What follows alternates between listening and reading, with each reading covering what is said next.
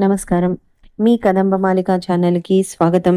దయచేసి మా ఛానల్‌ని సబ్స్క్రైబ్ చేసుకొని, లైక్ చేసి, షేర్ చేయండి. కింద ఉన్న డిస్క్రిప్షన్‌లో మా ఇతర వీడియో లింకులు కూడా ఇచ్చున్నాము. మీరు వాటిని కూడా ఒకసారి చూసి, మీకు నచ్చితే కనుక మీ గ్రూప్స్‌లో ఫార్వర్డ్ చేసి మాకు సపోర్ట్ అందించండి. మనం హరివిల్లు అనే కథ చెప్పుకుంటున్నాం కదా! దానిలో నెక్స్ట్ పార్ట్ ఇది. మర్నాడందరూ ఎవరి పనుల్లో వాళ్ళున్నారు. చందన కూడా రెడీ అవుతోంది ఆఫీస్‌కి. అలా 2, 3 రోజులు గడిచిపోయాయి. హాల్‌లో ఒకరోజు అరుపులు వినిపించాయి. చందన డోర్ తీసి బయటికి చూసింది. బాలు ఏడుస్తున్నాడు. దేవకి తిడుతోంది. భరత్ సీరియస్‌గా కూర్చొనున్నాడు. జై మాత్రం అమ్మా ఇంక వదిలేయ్ వాణ్ణి అని అన్నాడు. ఏంట్రా వదిలేది? అసలు మీ అందరి గారాబం వల్లే వాడలా తయారయ్యాడు అంది ఆవిడ. బాలు ఏడుస్తున్నాడు ఇంకాను. ఎందుకా ఏడుపు? ఇంక ఆపు. అయినా శ్రద్ధగా చదువు నెక్స్ట్ టైము అన్నాడు భరత్ విసుగ్గా. కిందకి వచ్చిన చందన అది చూసి ఏంటి అంది కళ్ళెగరేస్తూ విజ్జి వైపు చూసి. చందనని చూసి ఇంకా అవమానపడిపోయాడు బాలు. వాడి తెల్లటి ముఖం పండిన టమాటాలా తయారయ్యింది. ఏమైంది అంది. వత్సల చిన్నగా చెప్పింది. ఈరోజు 10th రిజల్ట్స్ వచ్చాయి. ఓ అంది చందన. వాడు ఫెయిల్ అయ్యాడు అంది. మా ఇంట్లో 10thలో ఫెయిల్ అవడం ఇదే ఫస్ట్ టైం. ఎవరు ఫెయిల్ అవ్వలేదు. అందరూ ఫస్ట్ క్లాస్లో పాస్ అయ్యారు అంది విజ్జి. సో వాట్ అంది చందన. జై నవ్వి అక్షింతలు పడుతున్నాయి అంతే అన్నాడు. ఛీ వాడేమన్నా మర్డర్ చేశాడా ఏంటి? అందరూ వాణ్ణి అలా తిడుతున్నారు. ఏం పర్వాలేదు, సెప్టెంబర్ ఉందిగా, నెక్స్ట్ టైం పాస్ అవుతాడులే అంది. అది కాదమ్మా చందన అంది దేవకి. ఊరుకోండా ఆంటీ, మీకో విషయం చెప్పనా? థామస్ ఆల్వా ఎడిసన్ కూడా ఫస్ట్ అన్నిట్లో ఫెయిల్ అయ్యాడు. ఆయన అసలు పిచ్చివాడనే అంది లోకం. కానీ ఎంత పెద్ద సైంటిస్ట్ అయ్యాడు. అబ్దుల్ కలాం కూడా పరీక్ష తప్పారట. తర్వాత దేశ ప్రధాని అవలేదు. అలాగే మన బాలు కూడా. భరత్ని చూపించి ఇలాంటి చిన్న చిన్న కంపెనీస్ మెయింటైన్ చేసే భరత్ చంద్ర గారిలా కాకుండా పెద్ద పెద్ద కంపెనీస్ని, పెద్ద పెద్ద ఇండస్ట్రీస్ని మెయింటైన్ చేసేవాడు అవుతాడేమో అంది. బానే ఉంది నువ్వు చెప్పటం అంది దేవకి. అందరూ నవ్వేశారు. Aunty, Balu is a very clever and bright and handsome boy అంది వాడి ముఖం 2 చేతుల్లోకి తీసుకొని కళ్ళు తుడుస్తూ, నుదుటి మీద ముద్దు పెడుతూ. చి లేకన్నా ఏంటిది ఏడవకు అంది. ఇంకా కంట్లోంచి నీళ్లు బొటబటా రాలిపోయే బాలుకి. ఏయ్ నీ ముఖం చూడు. మన వంటావిడ ఏమనుకుందో తెలుసా? మన దొడ్లో పండవలసిన టమాటాలు ఇంట్లో పండాయంట అని కన్ఫ్యూజ్ అవుతోంది అంది. అందరూ నవ్వేశారు. బాలు కూడా నవ్వాడు. దట్స్ గుడ్ అంది. జై అన్నాడు. ఏంటి చందు, ఫెయిల్ అయినా సెలబ్రేట్ చేస్తావా ఏంటి అన్నాడు జై. ప్రతి సక్సెస్కి తొలి మెట్టు ఫెయిల్యూరే, అది తెలుసా అంది చందన. ఏయ్ నీ సెల్ ఇటివ్వు అంది బాలుని చూసి. బాలు జేబులోంచి సెల్ తీసి ఇచ్చాడు. నీ కాలర్ ట్యూను మార్చేస్తాను. ఇక నుంచి ఎవ్వరు ఫోన్ చేసినా నీ చెవుల్లో ఇదే మారుమోగుతుంది అంది.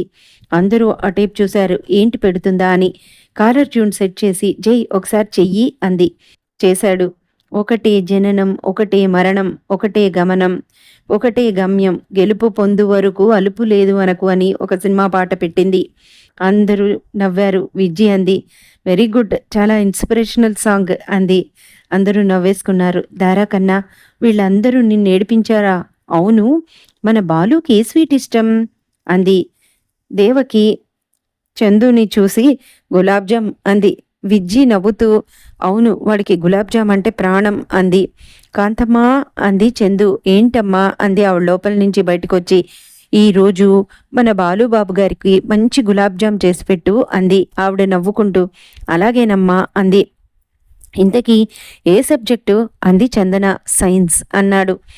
ఏం పర్వాలేదు, మీ ఇంట్లో ఎవరు సైంటిస్టులు లేరు. వీళ్ళందరికీ సైన్స్ వచ్చా?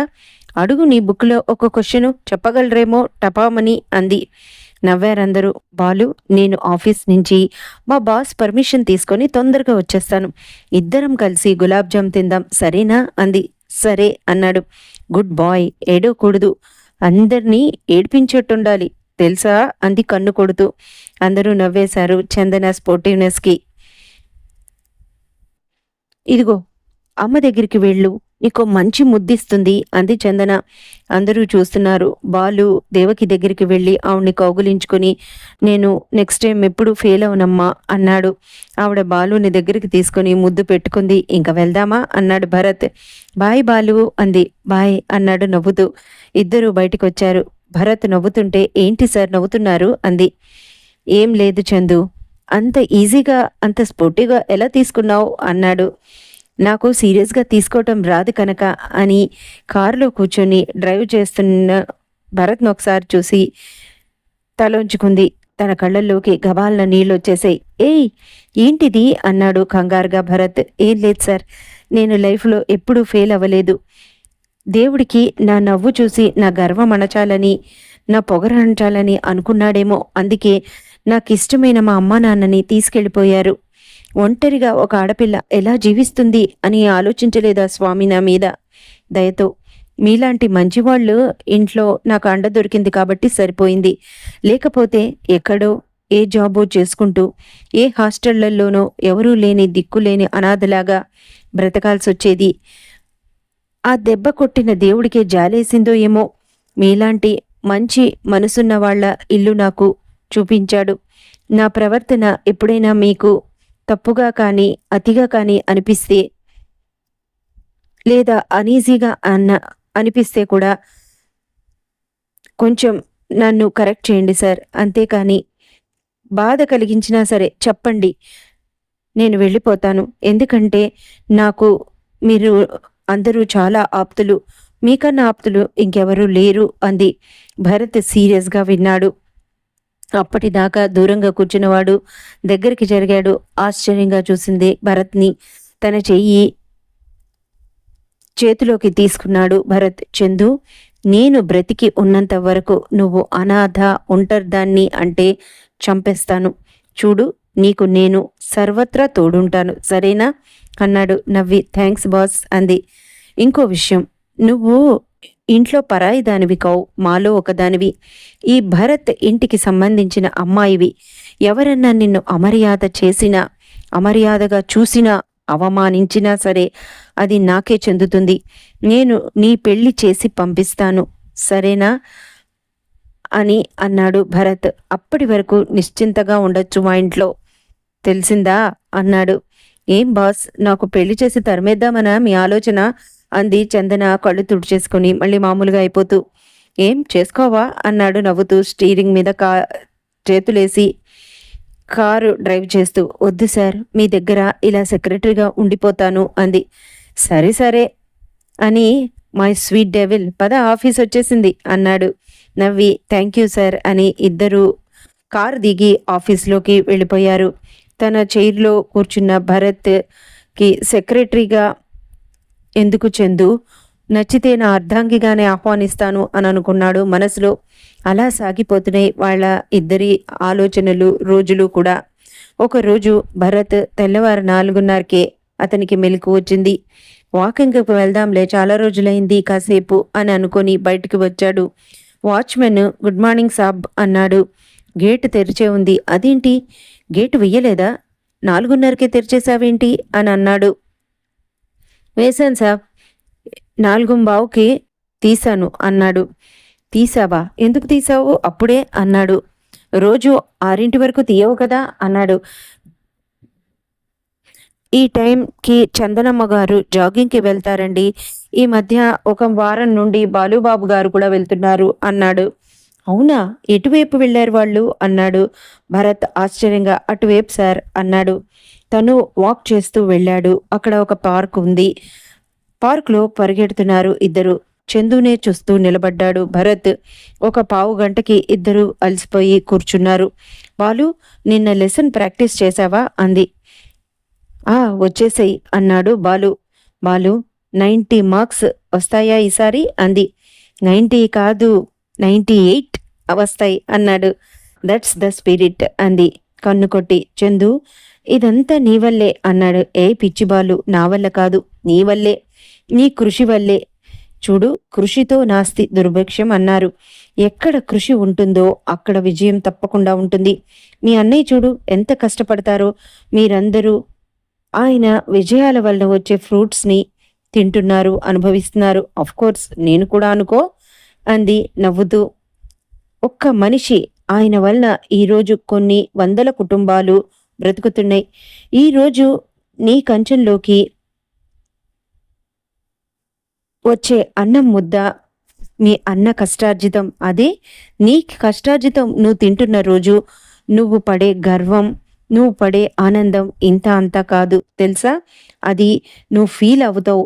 ఫీల్ అయ్యే రోజులు ఇంకా ముందురా ఉన్నాయి. నిజంగా అప్పుడు నువ్వు ఎంత గర్వపడతావో నేను చూస్తాను అంది. I will do my effect effort అని అన్నాడు Balu. That's that's good. That's my Balu అంది. సరే బాలు గారు ఇంక వెళ్దామా అంది.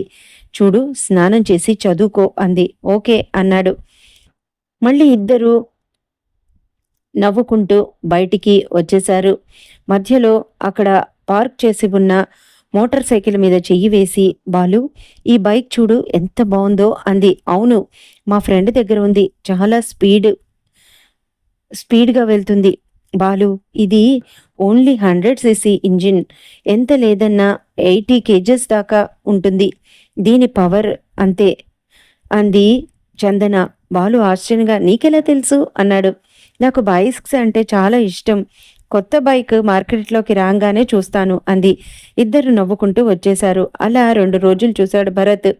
చందు అందరితో ఒకేటే స్నేహం చేస్తుంది. అసలు ఇలా ఎలా చేయగలుగుతుంది? అమ్మ నుంచి బాలు దాకా అందరూ హ్యాపీ. ఈ హిట్లర్ కూడాను. చందు నిజంగా నువ్వు కూడా నాకు చాలా నచ్చేసావు అని భరత్‌లో ఇలాంటి ఆలోచనలు, కోరికలు లేవనుకున్నాను. అసలు ఇవన్నీ లేవనుకుంటున్నావా నువ్వు కూడాను? నాకు అన్ని ఫీలింగ్స్ ఉన్నాయి చందు. నిన్ను దగ్గరికి తీసుకోవాలనుంది. నీతో కూర్చొని కబుర్లు చెప్పాలని ఉంది అని అనుకున్నాడు తనలో తనే ఆలోచనగా భరత్. ఆ తర్వాత అలా 2, 3 రోజులు గడిచిపోయాయి. చందు ఆఫీస్ నుంచి రాగానే 1 గంట బయటికి వెళ్ళి వస్తోంది. ఎక్కడికి వెళ్తుంది అని అడిగితే తన ఫ్రెండ్ ఒక అమ్మాయి కనిపించిందని బీచ్ దగ్గర ఇల్లు బీచ్ దగ్గర తన ఇల్లు ఉందని, ఏదో ఎగ్జామ్‌కి ప్రిపేర్ అవుతోందని, హెల్ప్ చేయమంటే చేస్తున్నానని చెప్పింది చందన. భారత్ కార్ తీసుకొని వెళ్ళమంటే, అక్కర్లేదు సార్ అంది. పర్వాలేదు నేను నడిచి వెళ్ళి వచ్చేస్తాను అని చెప్తుంది చందు. ఇక ఇంట్లో ఎవరు ఆ విషయం పట్టించుకోలేదు. అలా 1 నెల రోజులు గడిచాయి. ఆ రోజు బాలు, అన్నయ్య ఈరోజు సండే కదా, ఈరోజు మధ్యాహ్నం 3 గంటలకి బైక్ రేస్ జరుగుతుంది. మనం అందరం వెళ్దాం అన్నాడు. మీరెళ్ళండి నేనెందుకురా అన్నాడు భరత్. అన్నయ్య ప్లీజ్ దీనిలో మా ఫ్రెండ్ పాల్గొంటున్నాడు. పాపం వాడికెవ్వరూ లేరు. మనం అందరం వెళ్ళి వాడిని ఎంకరేజ్ చేయాలి. ప్లీజ్ రమ్మనమని మరీ చెప్పాడు. ఫ్రీగా మనందరికీ టికెట్స్ కూడా ఇప్పించాడు. అమ్మ కూడా వస్తానంది. ప్లీజ్ ప్లీజ్ అన్నయ్య అన్నాడు భరత్ చెయ్యి పట్టుకొని బాలు. భరత్ వాడిని ఆశ్చర్యంగా చూశాడు. ఎందుకంటే వాడు ఎప్పుడు ఇంతలా బ్రతిమలాడలేదు. పాపం వాడిని డిసప్పాయింట్ చేయడం ఎందుకని, సరేలే వస్తానులే అన్నాడు భరత్. మధ్యాహ్నం 2:30కి అందరూ బయలుదేరారు. చందు ఏది అన్నాడు జై. చందు వాళ్ళ ఫ్రెండ్ వాళ్ళ ఫ్యామిలీని కూడా తీసుకొస్తానని చెప్పి అలా అటు వెళ్ళింది అన్నయ్య అన్నాడు బాలు. అందరూ స్టేడియంకి చేరారు. భరత్ వాళ్ళకి ముందర రోలో బాగా కనిపించేటట్టు కూర్చున్నారు. అక్కడ అందరికీ టికెట్లు ఇప్పించారు. దేవకి అంది. చాలా మందే వచ్చారా అంది. అవునమ్మా ఇది ప్రతి సంవత్సరం జరుగుతుంది అంది విజ్జి. వాళ్లతో పాటు డేవిడ్, మోహను వాళ్ళ కుటుంబాల వాళ్ళు కూడా వచ్చారు. వాళ్ళ ఫ్రెండ్స్ అందరూ కూడా వచ్చారు. అందరూ చూస్తున్నారు. బైక్ రేసర్స్ చాలా మంది ఉన్నారక్కడ. కంటెస్ట్ల పేర్లు చదువుతున్నారు.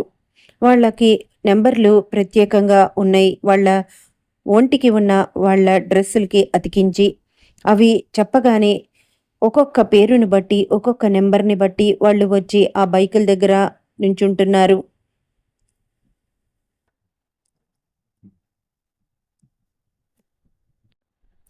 అలా చదువుతున్న నెంబర్లలో మిస్ హరిచందన అనగానే అందరూ ఉలిక్కిపడి చూశారు అటువైపు.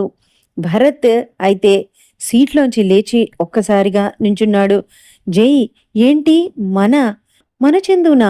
మన చందు పార్టిసిపేట్ చేస్తోందా? ఏంటి, తనకి బైకొచ్చా?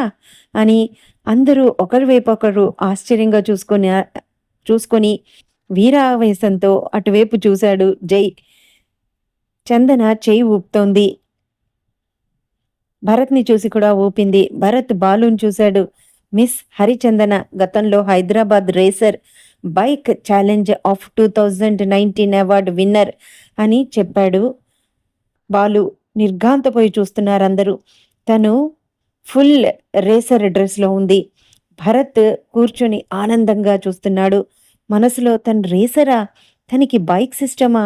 అందుకేనా ఆ రోజు బైక్స్ని అలా చూసింది? ఓ గాడ్, తన దగ్గర ఇంకేం కళలున్నాయి అని అనుకున్నాడు మనసులో. స్టీరియో పాట దానిలో మొదలైంది. అక్కడ ధూమ్ మచారే ధూమ్ అనే పాట మొదలైంది. కుర్రకారంతా పెద్దగా అరుస్తున్నారు. బాలు ఫ్రెండ్స్ ఒక 10 మంది దాకా వచ్చారు. రేసింగ్ స్టార్ట్ అవుతుంది. అనౌన్సర్లు అక్కడ చాలా బిజీగా అనౌన్స్ చేస్తున్నారు. అబ్బాయిలే రేసింగ్ అంటే గడగడలాడతారు. ఆ బళ్ళు చాలా బరువుగా ఉంటాయి. బయట వాడే బళ్ళకి రేసింగ్ బళ్ళకి చాలా తేడా ఉంటుంది. అదేంట్రా, మన చందూన నడపగలదా అసలు? అంది దేవకి. అందరూ నవ్వేశారు. అమ్మో, అది చాలా పెద్ద బండిలా కనిపిస్తోందిరా అంది దేవకి కంగారుగా. లేదమ్మా, 2019 ఉమెన్స్ ట్రోఫీ విన్నర్ అమ్మా మన చందు అన్నాడు బాలు. నెట్లో ఉంది, తర్వాత చూపిస్తాలే నీకు వీడియో అన్నాడు. జై ఆశ్చర్యంగా చూస్తున్నాడు. బరిలోకి దిగే కొదమ సింహంలా ఉంది చందన. జై, భరత్ అందరూ ఆనందంగా అటువైపే చూస్తున్నారు. జై అయితే విజిల్స్ వేస్తూ మరీ చూస్తున్నాడు. అక్కడంతా కిక్కిరిసిపోయి ఉన్నారు జనం. రేస్ స్టార్ట్ అయింది. స్పీడ్గా స్టార్ట్ అయిన బైక్ రేసింగ్. ఒక 30 మంది పార్టిసిపెంట్స్ ఫిల్టర్ అవుతూ 10 మంది దాకా వచ్చారు. దానిలోంచి 3 వచ్చేశారు. చైర్స్లోంచి లేచి నుంచున్నారు అందరూ ఉత్కంఠ భరించలేక. చందన కూడా చాలా స్పీడ్గా వెళ్తోంది. అసలు దేవకికైతే గుండె దడదడ కొట్టుకుంటోంది. ఆ బైక్ అసలు నడుపుతోందా లేకపోతే ఎగురుతోందా గాల్లో అన్నట్టు. ఆవిడ కూడా ఉత్కంఠ భరించలేక సీట్లోంచి లేచి నుంచొని చూస్తోంది. 3లోంచి 2లోకి వచ్చారు. పట్టుదల బాగా పెరిగింది. 4 రౌండ్స్ అయిపోయినాయి. లాస్ట్ రౌండ్ చందు బండి, ఇంకో బండి ఉంది. 2 ఒకే స్పీడ్లో వెళ్తున్నాయి. చందు సెకండ్, ఫస్ట్లో ఇంకో అబ్బాయి ఉన్నారు. కానీ చందు లాస్ట్ గీత దాటే సమయానికి స్ప్లిట్ ఆఫ్ సెకండ్లో చందు చాలా ఫాస్ట్గా రేస్ చేసి దాటేసింది. అందరూ ఆనందంతో గెంతేశారు. దేవకి, ఒరేయ్, ఇదే మాటరా బాబు, నాకు హార్ట్ అటాక్ వచ్చినంత పనైంది అంది. అందరూ నవ్వేశారు. జై, బాలు ఇంకా మోహన్ వీళ్ళందరూ మార్కెట్లు దూకి పరిగెత్తారు చందన దగ్గరికి. స్పాన్సర్స్ కూడా పరిగెత్తుకు వచ్చారు. హెల్మెట్ తీసింది చందన. జై పరిగెత్తుకు వెళ్ళి ఎత్తేశాడు చందనని. అందరూ చప్పట్లు కొట్టారు. కెమెరాలన్నీ లైట్లతో ఫ్లాషులతో టపా టపా టపామంటూ మోగుతున్నాయి. ఒకేసారి ట్రోఫీ ఇచ్చారు చందనకి. తర్వాత కొంత ప్రైజ్ మనీని కూడా ఇచ్చారు. రాయల్ ఎన్ఫీల్డ్ బైక్ కూడా ప్రజెంట్ చేశారు. దూరంగా ఉన్న వారితో, వారి ఫ్యామిలీ వాళ్లతో ఫొటోస్ తీసుకుంటానని చెప్పింది చందన. వాళ్ళందరూ అక్కడ ఉన్నారని తన దగ్గరికి తీసుకురమ్మనమని ఒక అతనికి చెప్పింది. ఒక అతను పరిగెత్తుకుంటూ వచ్చి, అమ్మ, మేడం గారు మిమ్మల్ని తీసుకురమ్మంటున్నారు అన్నాడు. అందరూ స్టేజీ దగ్గరికి వచ్చారు. బాలు అయితే పరిగెత్తుకుంటూ స్టేజీ ఎక్కేశాడు కూడా. అందరూ స్టేజి దగ్గరికి రాగానే చందనని కౌగులించుకుంది దేవకి. చందన తన మెడలో వేసిన మెడల్ తీసి దేవకి మెడలో వేసింది. ఆవిడ చందనని ముద్దు పెట్టుకుంది దగ్గరికి తీసుకొని. కెమెరాలన్నీ క్లిక్కుమంటూ మెరిసినాయి. భరత్ని కూడా చూసింది. భరత్ చెయ్యి చాచాడు. చందన అతని దగ్గరికి వచ్చి చిన్నగా హగ్గిచ్చింది. మిగతా పిల్లలైతే అసలు రకరకాల ఫోజుల్లో ఫోటోలు దిగారు. ఆటోగ్రాఫులు ఇచ్చారు. ఇంకా అక్కడున్న బైక్ రేసర్స్ అందరూ కూడా చాలా ఆనందంగా ఉన్నారు. ఆటోగ్రాఫ్ అందరికీ ఇచ్చింది చందన ఎంతో ఓపిగ్గా. తన డ్రెస్ మార్చుకొని వచ్చింది. తనకి 5,00,000 చెక్కు, తర్వాత రాయల్ ఎన్‌ఫీల్డ్ బైక్ ఇవన్నీ తను హ్యాండ్ ఓవర్ చేసుకోవడానికి ఒక 2 అవర్స్ పట్టింది. ఈ లోపల అందరూ ఇల్లు చేరారు. చివరగా చందన, బాలు, జై వీళ్ళందరూ వచ్చారు. కాంతమ్మ అందరికీ దిష్టి తీసింది. "ఏయ్! నీకు బైక్ రేస్ వచ్చని మాతో చెప్పలేదేమి?" అని అడిగారు అందరూ. "అదేంటమ్మాయి, నా గుండె ఆగినంత పనయిందే" అంది దేవకి. వత్సలంది, "చందు, ఎంత బాగా నడిపావు, మగాళ్ళే నడపలేరు" అంది. "అవును, చెప్పలేదేంటే" అన్నారు మిగతా వాళ్ళు కూడా. జై, దీపిక అయితే, "మాకు దాచావు కదా, ఇంకెన్ని రహస్యాలున్నాయి నీ దగ్గర" అని చెరోవైపు చేరి చందనను చెవు పట్టుకున్నారు. చందన, సారీ, నాకు ఇంకే విద్యలు రావు ప్లీజ్" అనంది. వాళ్ళు నవ్వుతూ వదిలేశారు. తర్వాత కొంచెం సేపయ్యాక అప్పుడు చందన చెప్పింది, "నాకు చిన్నప్పటి నుంచి బైక్స్ అంటే చాలా ఇష్టం. బైక్ రేసింగ్ అంటే ఇంకా ఇష్టం. కానీ ఈ మధ్య కొంచెం వెయిట్ పుట్టప్ అయ్యాను. అందుకే 2 మంత్స్ నుంచి జాగింగ్ చేసి వెయిట్ బాగా కొంచెం తగ్గించుకున్నాను. బైక్ రేసర్స్‌కి బాడీ వెయిట్ పెరిగితే బైక్‌ని తిప్పడం చాలా కష్టమవుతుంది. అది డ్యాడీ ఉన్నప్పుడు నేను అప్పుడు పాల్గొన్నాను. అమ్మ తిట్టేది నన్ను. బైకులు తీస్తే చాలు నన్ను ఎప్పుడూ కసురుతూనే ఉండేది. కానీ మై స్వీట్ డాడ్ ఎప్పుడూ నన్ను ఎంకరేజ్ చేసేవారు." జై అన్నాడు, "దాని హార్స్ పవర్ ఎంత చందు" అని. "అది స్పెషల్ బైక్ జై. ఈ రోడ్ల మీద అవి పనిచేయవు. హార్స్ పవర్ 1000 సీసీ ఉంటుంది." "వాట్?" అన్నాడు బాలు. "ఎస్ బాలు, అది ఫస్ట్ గేర్లోనే 170 స్పీడ్లో పరిగెడుతుంది."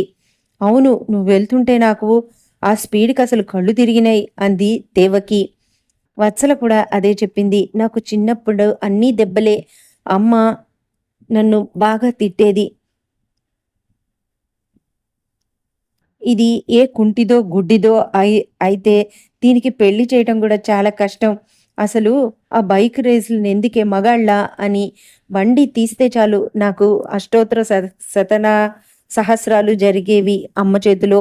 కానీ డాడీ మాత్రం దాన్ని పట్టించుకునేవారు కాదు. నాకు డాడీ ఒక స్ఫూర్తి. డాడీ ఎప్పుడు సపోర్టివ్‌గా ఉండేవారు." "మరి మీ నాన్నగారు ఎక్కడున్నారు?" అని అడిగాడు డేవిడ్. "మా నాన్నగారు చనిపోయారు. కానీ నాకు డాడీ ఉన్నప్పుడు చాలా స్పోర్టివ్‌గా నాకు ఎంకరేజ్‌మెంట్ ఉండేది. కానీ బాలు నాకు ఇక్కడ అలాగే కనిపించాడు. అప్పుడే నాకు ఇంకా పట్టుదల పెరిగింది. డాడ్ నేను రేస్‌లో పాల్గొనే వరకు డాడీకి అమ్మ డాడ్ నేను ఇద్దరం అమ్మకి చెప్పలేదు.